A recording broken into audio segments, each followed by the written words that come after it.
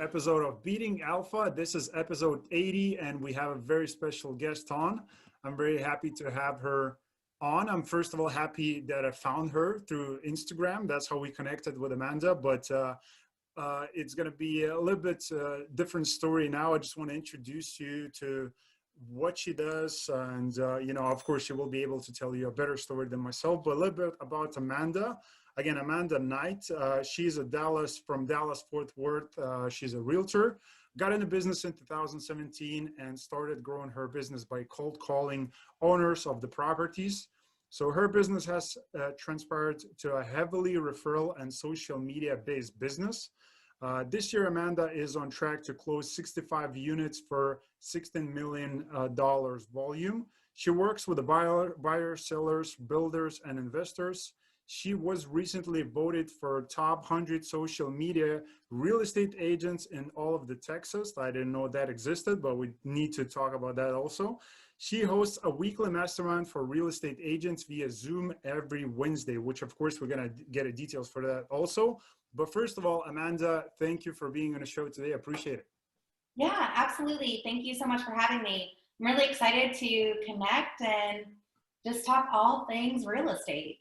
Exactly. Yeah. But coming back to the social media, I mean, it's working, right? It's working. We connected through Instagram. So, and I know that you're heavily, pushing on your marketing efforts when it comes to social media. And again, I see in front of me, you have more than one channel available for people to reach you and see what you do, your work, the creativity. Again, I love the TikTok videos that you're doing. So, but of course, we're going to discuss that. But 2017, you made a decision to start a real estate business, to become a realtor. So maybe you can give kind of, your background, where you're coming from, and why have you decided to become a realtor in the first place? Yeah, great question. So I probably, like the most of everybody listening, didn't have any plans to become a real estate agent. I'm originally from Ohio, and went to college at Coastal Carolina University, which is in Myrtle Beach, South Carolina, and studied sports administration. So my big dream was to be an athletic director for high school sports. Well, after graduating, I moved back to Ohio and ended up landing that job. I started as an intern, first position. The AD had quit, and so I became the athletic director, which was really cool.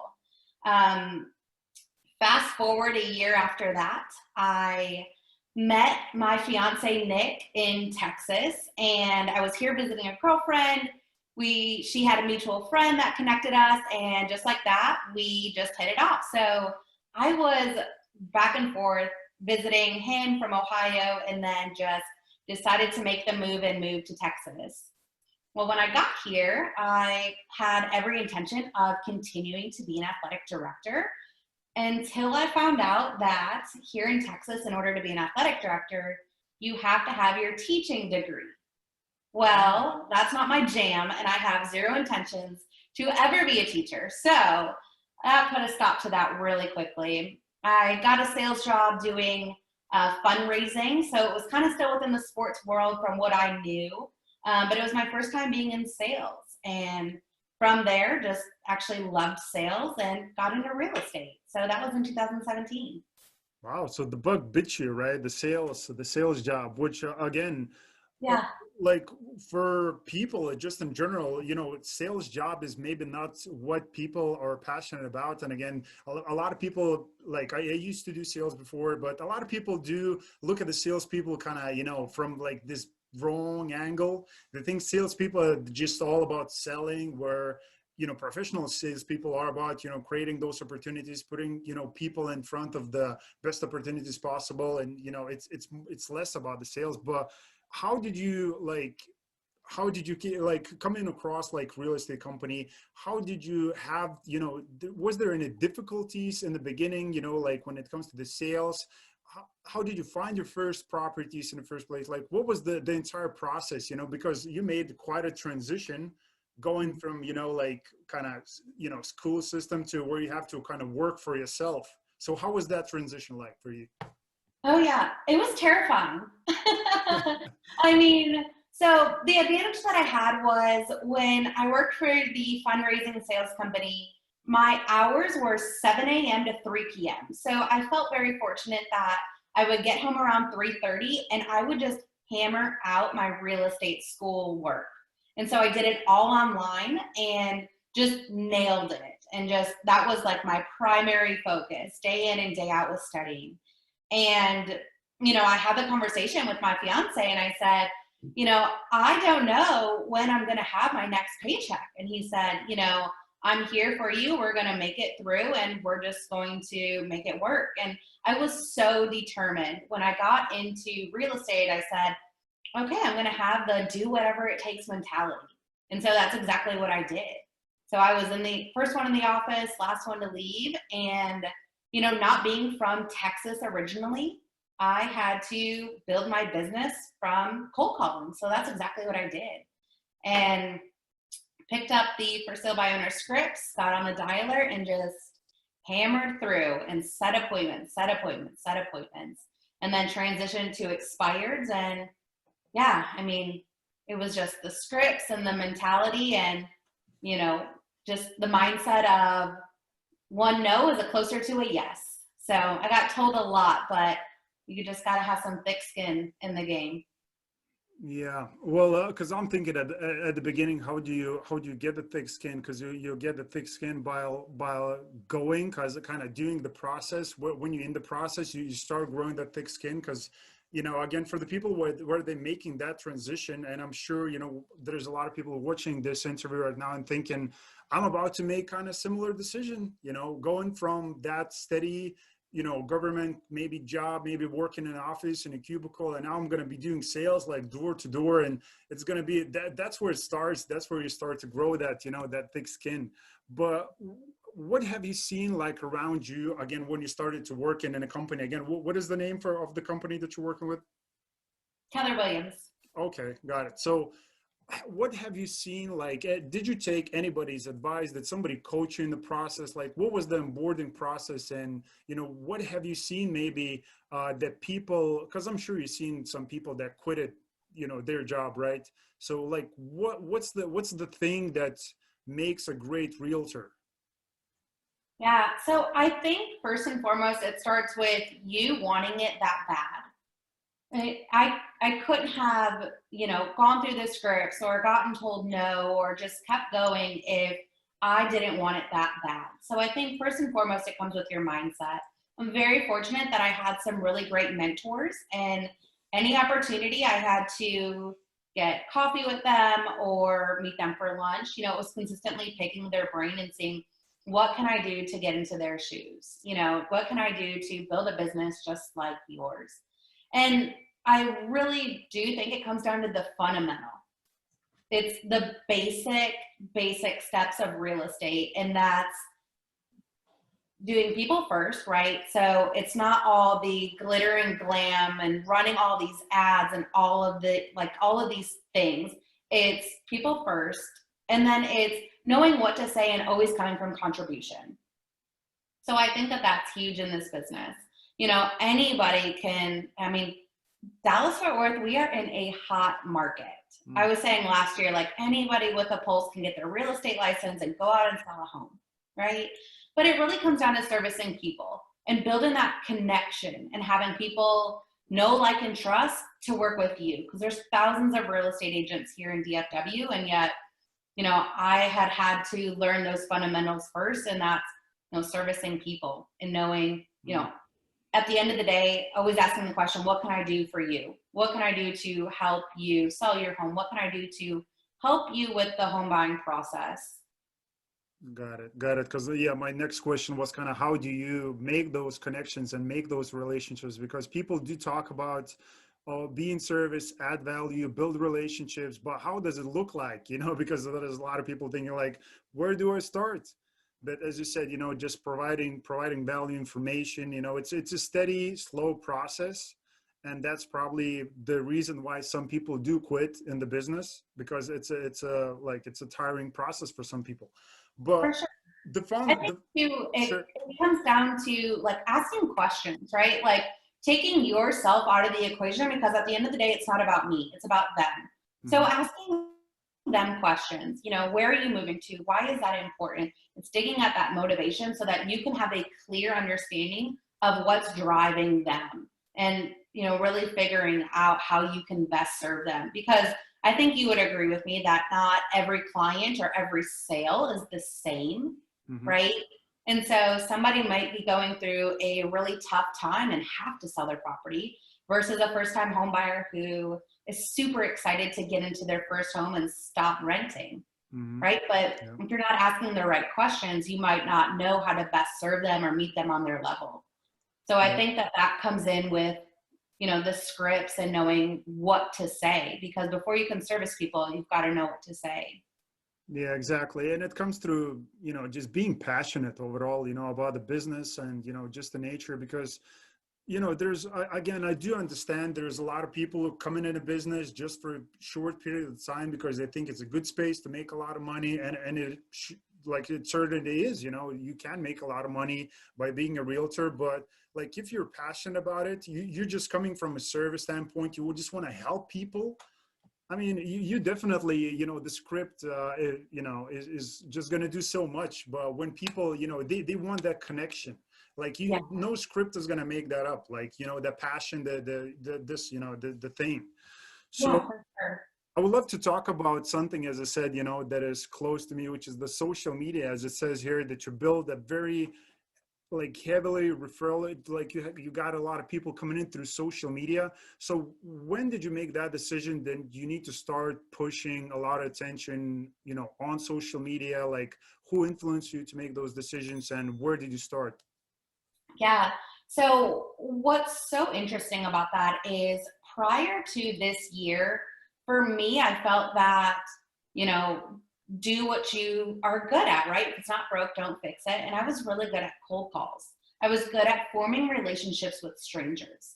And it wasn't until COVID where I decided, well, I very well could make some cold calls, but it might feel a little uncomfortable because things like they're probably going to say something that I don't know the answer to, because I don't know that any of us know the answer to what happened during COVID. So I decided that I was going to really narrow down into my Instagram and my social media as a whole. So I've always been pretty active on social media, but it wasn't until just the past 6 months that I considered it to be a platform for lead generation and connecting and forming new relationships with buyers and sellers. So I use a couple of different platforms that I use to help me with that. One for real estate is Coffee and Contracts, which has been a huge lever for myself and my business. And that is, it's a platform where it's a monthly subscription, but they help really leverage some of that content for you so that I'm not having to create new images or make all these posts, because time is money, right? And if I'm sitting here making a 5-paragraph blog, like that's probably not going to have a super, it's not going to be a dollar producing activity, if you will. So Mm. that is something that I dove into and started utilizing within the past about a year now, but really got really intentional about it and producing, using their information to produce on my platform. So that is something that I have recently started to use and love it. I feel that it helps me save so much time, and it keeps my feed consistent. And then I have, just some marketing background, I guess, just from like over the years that has allowed me to put that content out there and kind of get an idea of what people are really looking for. But I think the main thing when it comes to social media, and it's the engagement, and it's giving people what they want. They might not want to know about all the stats and all the numbers, right? They want to know how that pertains to their life. So making it engaging, making, simple it down, because when you think about it, like we know real estate lingo, but other people may not know that. Yeah, yeah. Okay. So maybe you can talk again, give a few advices for people who are brand new in the space and maybe about thinking about, becoming a realtor in the near future. what will be, you know, those social media strategies that people should follow, you know, in the beginning stages? So first and foremost is be consistent. So show up every single day. Now, I'm not posting every single day. I'm not creating videos every single day, but I'm on my stories every single day, which I don't know if you guys think this as well, but like stories are where it's at. Yes, they're only available for 24 hours, but I think we're in such a want information now kind of world. And so stories are the way to do that. So I'm sharing the day-to-day about my business and my stories that may relate to realtors.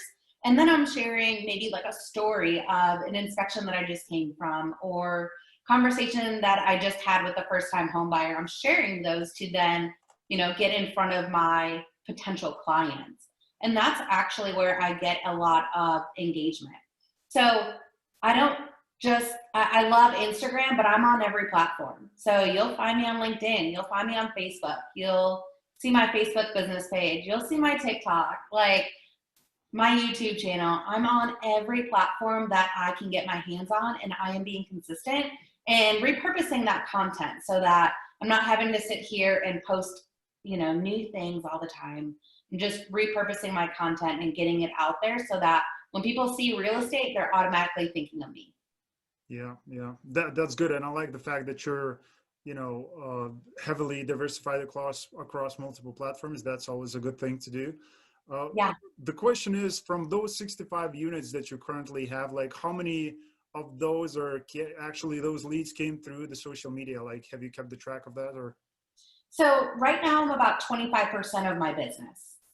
Okay. And for just starting the past 6 months on really diving into real estate, or really diving into focusing on social media as my real estate lever, my platform, I would say that that's pretty good. And I have some that are, you know, in the pipeline that, you know, are starting to, you know, get their credit in check or get their, you know, finances in order so that they can, you know, get on the path to buying or selling.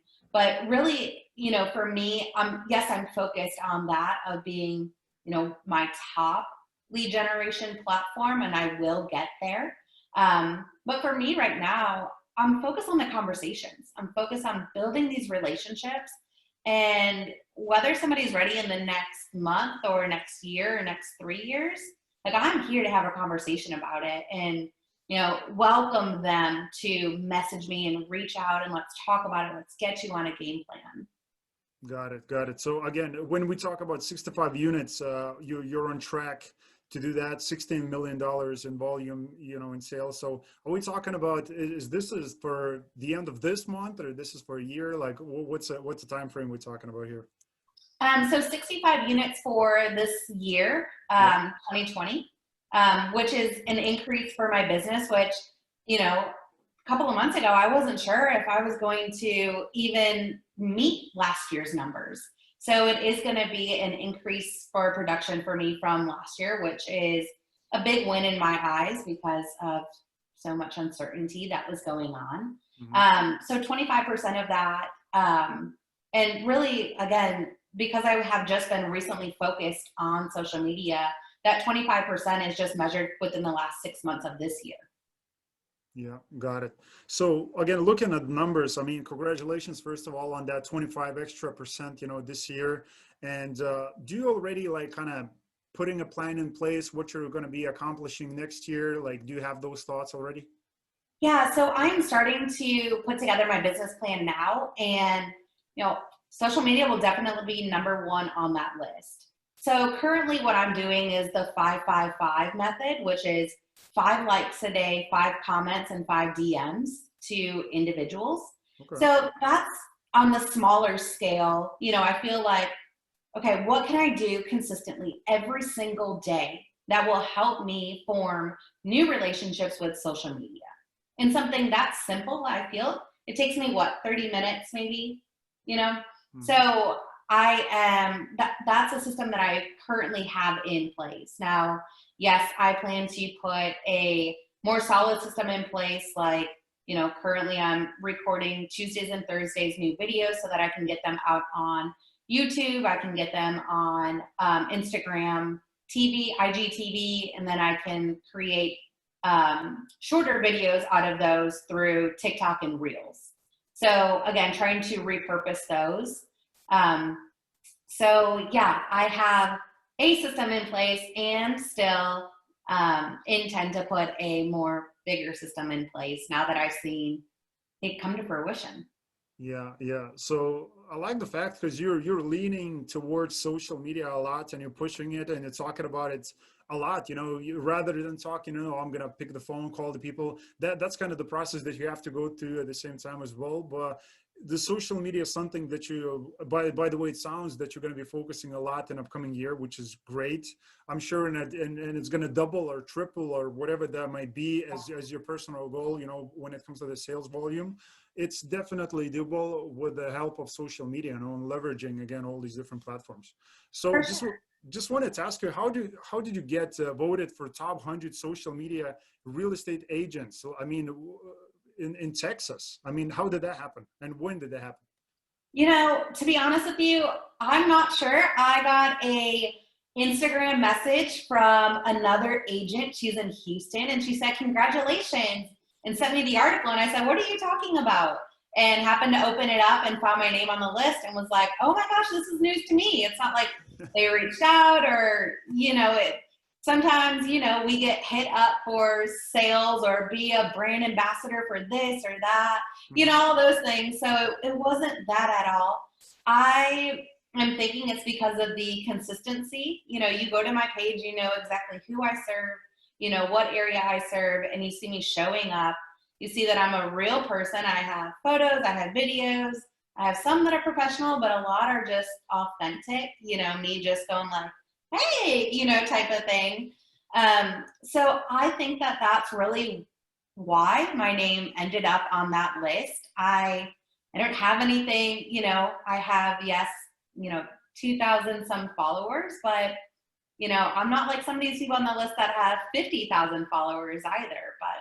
Oh, don't even consider looking at the numbers, because Yeah, right. social media, half of the stuff, like we do provide a social media service to, and like people who watch the show, they know that, but there's a lot of fake stuff on social media. You see people, like, we know accounts, and I know personally, they have 2 and 3 million followers, so-called followers. Right. But when they post something, there is like 2 comments, 15 likes. So that says something. I mean, everything can be bought on social media, and people do that a lot, which I mean, it's not going to give you a sale at the end of the day, but it looks Right. good. But it looks good. So Yeah, right.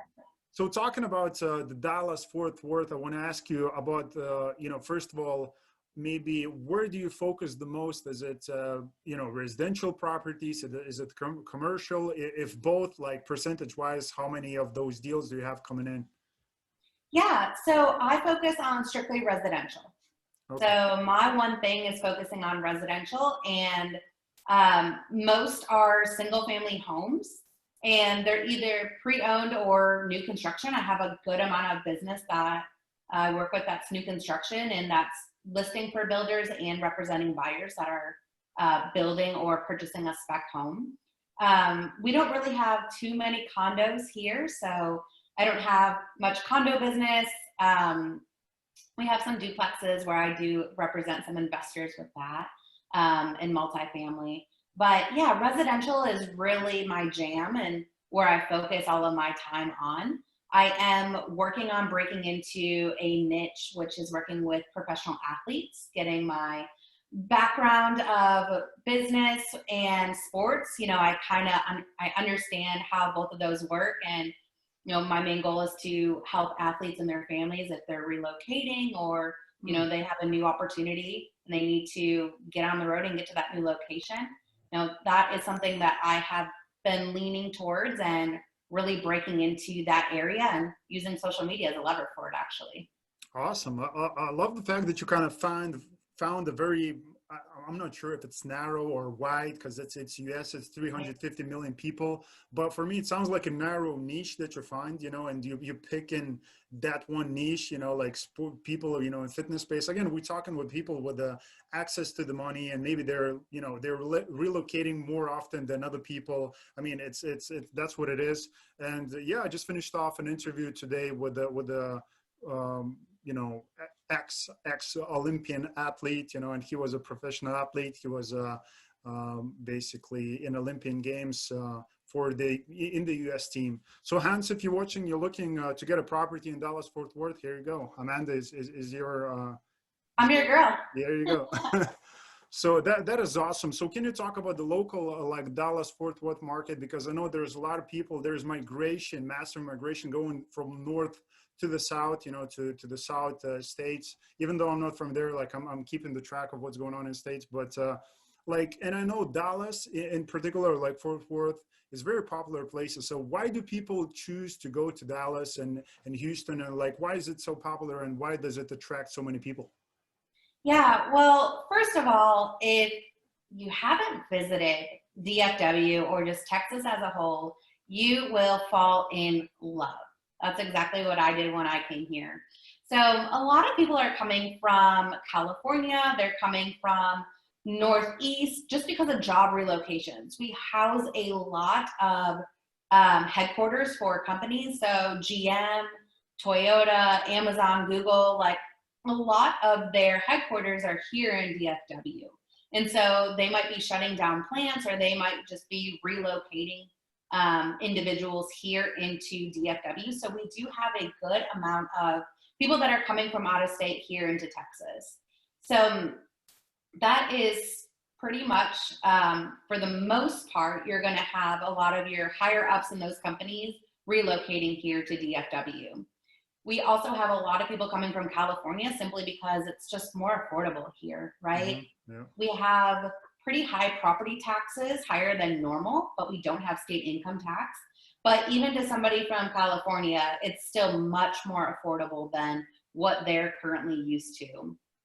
Yeah. So a lot of people are migrating here to DFW because of that. Also, just being a bigger hub. If people we have a lot of people that are just working remotely now, right? They have no intentions of going back into an office. And so, if they ever do have to travel or do anything, DFW is such a big international hub to get different places accessible. They can move here and have that accessibility. There's so many great things about DFW. Culture here is amazing.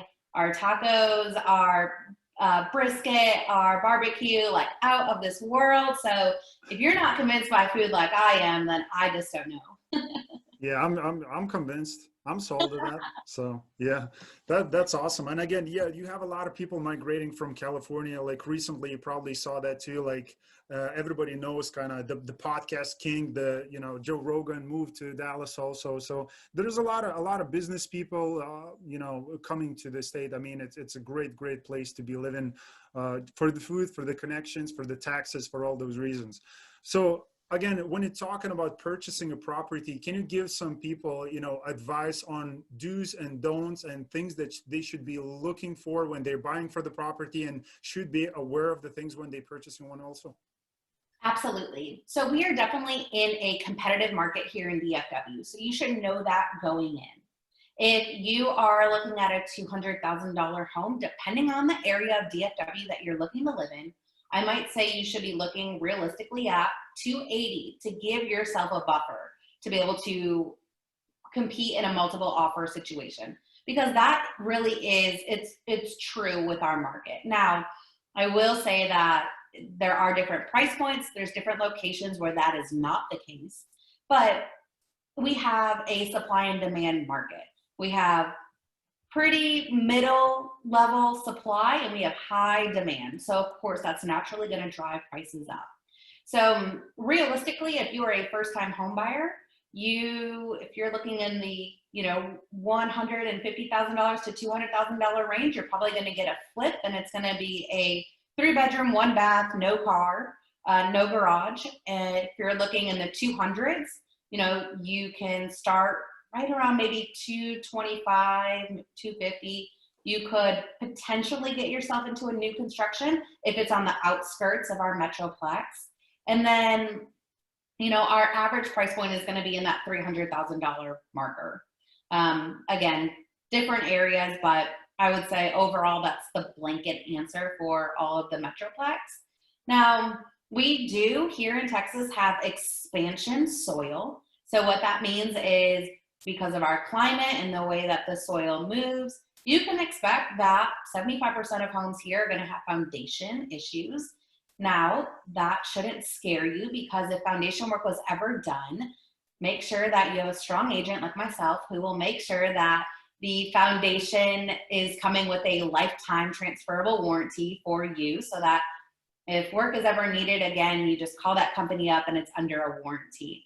And then we have hail. So it is really common, even if you built a home 2 years ago, it might have a new roof on it already because of the hail that we get here in DFW. So those are really the two main things to keep an eye out for here in our metroplex with new homes. So don't get overwhelmed or discouraged if the home has foundation issues, or if you see a home that their roof looks a little rough. Chances are the homeowner could file an insurance claim and get it replaced immediately for you. Oh, come in. It's just like hailstorms and just a little bit of soil. I mean, that's not going to be compared with the earthquakes in California, so it's nothing. So Yeah, right. Yeah, it depends where you compare it to. So, but that's awesome. Yeah, definitely. Like, I know there's a lot of people, investors, as I said, people in general.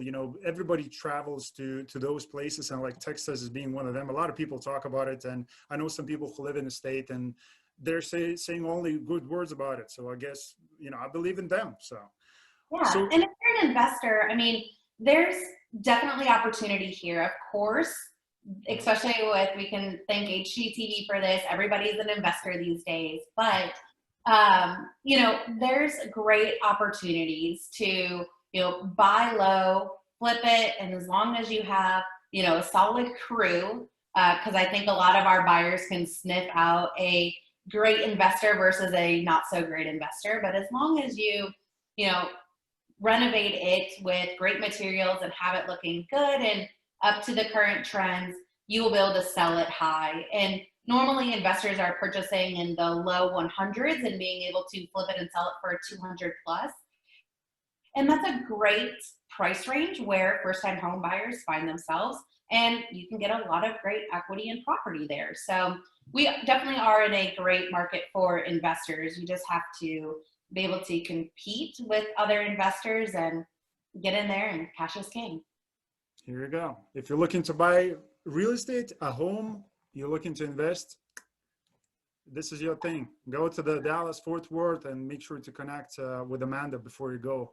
Absolutely. To avoid the foundation issues, just in case. Yep, that's okay. I have a good foundation company if needed. Here you go.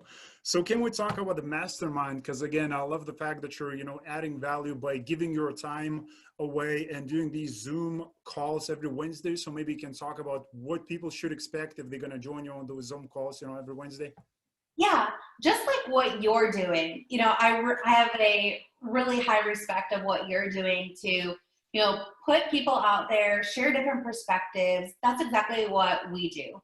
So it's myself and a real estate boss babe out of Jacksonville, Florida, Stevie Hahn. Her and I host this mastermind together, and it is open for all real estate agents. So some are in the process of getting licensed, some have been in the business a few years, and others have, been in the business longer than Stevie and I have been alive. And yet it's just an opportunity for us to all connect, talk about what we're experiencing, maybe what we're doing on social media, or how we're hosting open houses, or how to navigate buyers through multiple offers.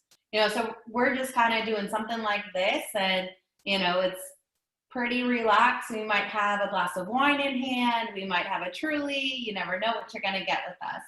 But it is something that we consistently do. We are coming up on our 1 year celebration of doing this in October. And we've been consistent every single Wednesday, 6 o'clock Central, 7 o'clock Eastern. And just connecting with other real estate agents. It's really cool to be able to do that. And, you know, people that consistently show up, like we know, like, oh, if you need an agent in Arizona, oh, Braden is on our call every single week. She's got you covered. You know, it's one of those where it's also an awesome opportunity to, you know, pick each other's brains, but then network with other, you know, like-minded individuals. Yeah, yeah. Again, I get some free tips on social media approaches also. So that is Yeah. awesome. Yeah, that is awesome. So talking about the social media again, maybe before we wrap up, I just want to say a big thank you again for today for being on the show. I mean, you know, 2017 started your journey, and I mean, it's been 3 short years, you know, but you accomplished, you know, quite a bit in those years, and you moving, you know, faster, picking up the pace, you know, even like in a times like these where there's, you know, tremendous amounts of uncertainty, people are losing focus, you still, you know, putting your focus together and, you know, finding the ways how to leverage social media and you know, grow your business that way. So for talking about the social media again, what will be the perfect places, including the TikTok, for people to go and connect with you? Yeah, so my username is pretty consistent on all platforms. It's at homewithamanda.dfw on all social media platforms.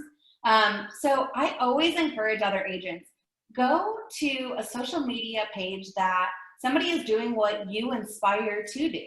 And so go take a look at my social media, go take a look at your social media and copy what we're doing, right? We're in different markets. We have different clientele that we are trying to connect and get in front of. And so nobody's going to ever say, no, hey, I did that video, you went and copied me. You know, it doesn't work like that. We're all here to learn and grow from each other. But yeah, on all of those different platforms. So Facebook business, because there's some things that I post on my personal page that might hint at real estate versus if it's a true real estate post, that is probably going to go on my Facebook business account. But I have both of those, Facebooks, Instagram TV, Instagram Reels, TikTok, YouTube, LinkedIn. There's just so many different platforms on where you can, you know, hang out and connect with your people and go find and follow people on different networks. You might look at somebody's Instagram and it might, you know, you're like, hey, I don't know if they're even still in the business. And then you go look at their Facebook and they're just crushing it. So go connect with other agents on different platforms. I have recently, since COVID, dove into TikTok, and a lot of people have asked me, like, where are you getting your ideas and your content? And really, it's just following other business owners and taking what they're doing and just putting a real estate spin on it. So it might be, you know, 3 tips to grow your Instagram. Well, I'm not going to post about that, but I might talk about 3 tips you should know before applying for a home loan or a mortgage. You know, so it's just I call it the R&D department, rip off and duplicate. So rip off from somebody else, duplicate it, and post it to your own. Promise it'll be okay. But TikTok has been so fun. I just had my first buyer's consult with a TikTok lead, and man, it was so funny, just like how she found me and how we connected. Hashtags are king. So that's how she ended up finding me, and went through my page, saw that I was pretty active. She watched a lot of my videos, and then, you know, just messaged me and said, here's my number. If you have some time to talk, text me, call me, let's talk. And so the next day we met up at Starbucks, and now she's getting pre-approved to purchase a home. Here you go. Social media works just in the magical ways, right? Yeah, it works if you work it.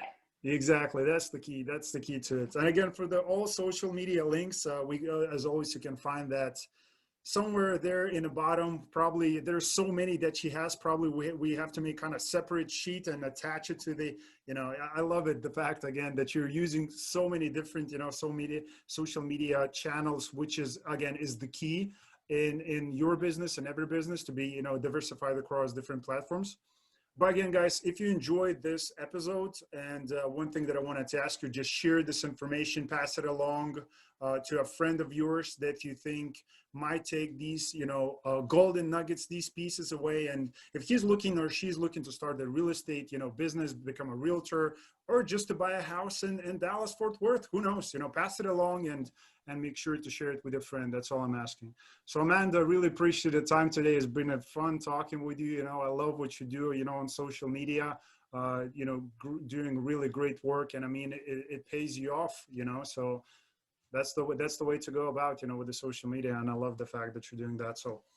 So again, thank you for your time, guys. Make sure to check it out, Amanda's social media pages. And as always, I'm going to see you in the next episode. Thanks for watching. Thanks so much. This has been so much fun.